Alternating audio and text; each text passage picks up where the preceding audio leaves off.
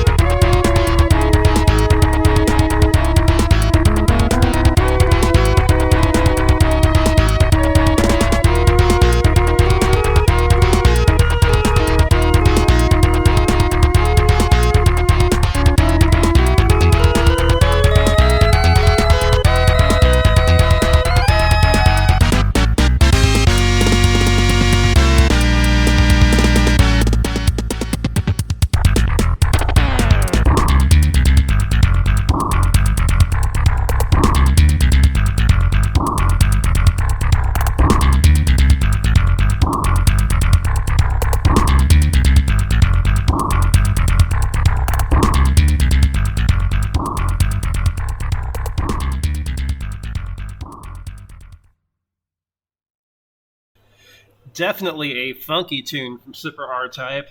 I've always really liked certain sounds that the Super Nintendo's audio chip could do. I really like that orchestra sounds where it's like a bunch of the instruments playing off at once.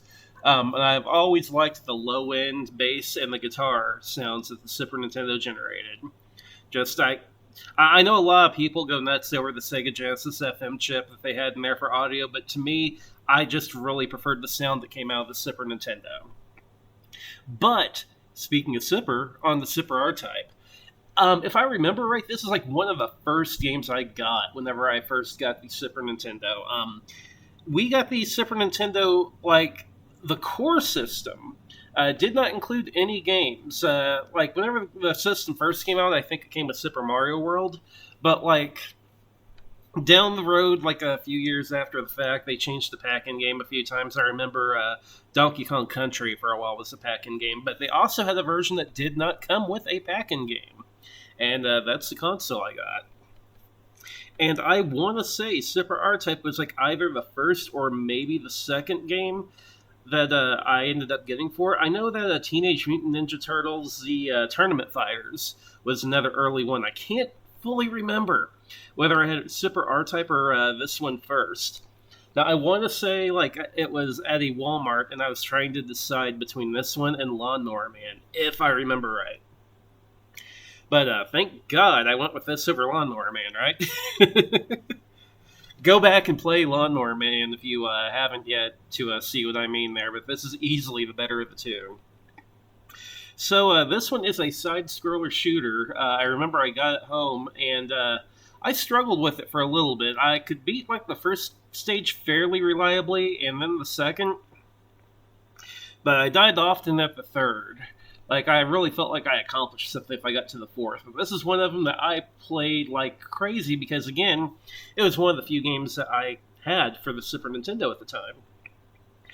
Everything else was NES, and I am sorry that my phone is going off. Usually I put it on Do Not Disturb for the podcast, but apparently I totally forgot about it today. So bam, Do Not Disturb, and we're not re-recording this segment. We're going to keep on going. But it was one of the few games I had for the Super Nintendo, and I had a small mountain for the regular Nintendo, but I really enjoyed looking at the 16-bit graphics, obviously, so I played this one like mad, and eventually just got really good at it and beat it, and continue beating it over and over and over again. I would increase the difficulty setting, which in this game, the difficulty...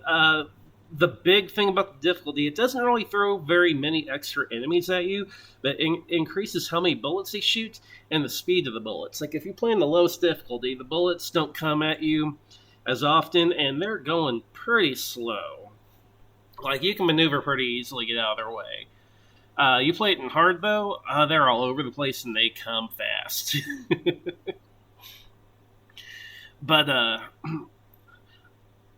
But later on in life, I remember reading on forums like about how difficult this game was, and the only thing that made it easier was the fact that it had terrible slowdown, and it did. It had some very, very major slowdown whenever the screen started getting packed with bullets and sprites. But it's one of those things to where if it's one of the only games you were playing at the time, you got good quick. And you learned the enemy patterns, and you could beat the game. And to this day, the entire series for R-Type is known as really, really difficult shooters. And I'm a huge fan of R-Type. Like, I recently picked up R-Type Final 2, and I struggle with that one, too. I can get to about the 4th or 5th level, and then I usually run out of lives at that point. But it's one of those things as you get older, you don't have the time to put in the games that you did whenever you were a kid. Like, I would easily play Super R-Type 2 to 3 hours a day. Whereas R-Type Final these days, I'm going to be putting in half an hour to an hour a week. So that's kind of why I wanted to talk about this game. It's really funny how, as you get older, you may still enjoy gaming, but you don't put in as much time. And it's a bummer to a degree because then you have games like Super R-Type, everyone just brushes off the entire R-Type series. Oh, it's, an incredibly hard shooter and everything. And it is. But at the same time, if you can put the time into it, it's just an absolute blast to play. Especially those later stages. I remember there's one stage, it kind of like has a factory feel to it. But for the final boss, there's a side-scrolling section where everything speeds up really quickly. So you're having to dodge obstacles, charge up your shot, and the boss has only a moment where you can get in there to damage it. And it's very, very difficult, but if you pull it off, you feel like a beast after you're done. But I had a blast with this game, and I don't have much to say after that, because this game, the only times it's been re-released, really, has been the arcade versions of it. You haven't seen the Super Nintendo port re-released anywhere. And I've gotten the arcade port a couple times and played it, and it actually starts at the second stage for the arcade version, which I guess the Super Nintendo had like an extra stage at the beginning of it, which was kind of like a tutorial stage. It was pretty long, and it was a decent level, whereas the arcade started you at that level where you're going like into this base thing to take out everything inside the space. The Super Nintendo had you just in outer space flying through like an asteroid field. You could see some of the planets in the background and everything. It was pretty cool. I really think the intro stage was a good idea for new players. And that's pretty well most of what I have to say. Like I said, I've bought the arcade version. I've played through it, and I can manage to beat it too because the levels are very, very similar to the Super Nintendo version. But if you're a shooter fanatic, like, I highly recommend this game. Either way, Super Nintendo arcade version, and the Super Nintendo version does have some slowdown to it that you gotta deal with. But either way, it's a phenomenal shooter game. And if you get into side-scrolling shooter games and you haven't played an R-Type game yet, then this is definitely one I would jump into. But that's going to be it for this episode of Afterglow. I don't have a ton of history and memories behind this game other than that initial period as a kid whenever I got it and spent a few months learning it and beating it. But we're going to close this episode out with some more tunes from Super R-Type. And until next time, thanks for listening.